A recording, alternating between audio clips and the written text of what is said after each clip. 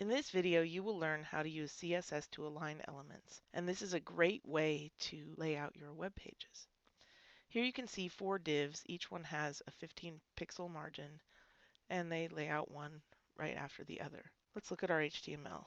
The easiest way to align elements is to add the float property. So I'm going to just add it right to the div, so I can float every div to the left.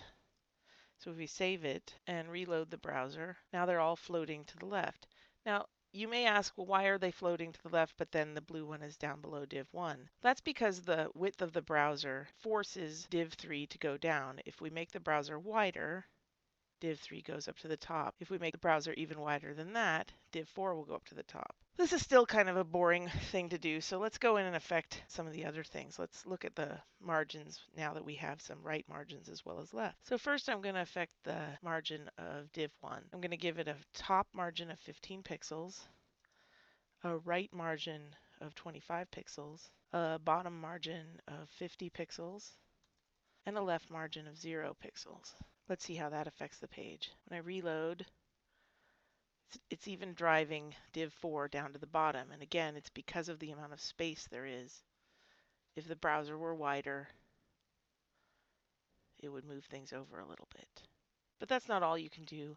Let's put these margins back to 15 pixels. And let's get rid of the float left out of the div itself, because we want to give each div its own float. Div 1, we're going to make float left. And div 2, we're going to make float right.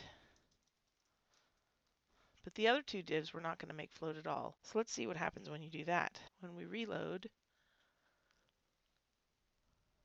that's an interesting effect. Div 2 is jammed all the way up to the right-hand side. Div 1 is being overwritten by div 3 and div 4. One of the things we can do to try and fix some of the weirdness there is we can add a clear property. We can say clear both, clear left, or clear right. I'm going to say clear both.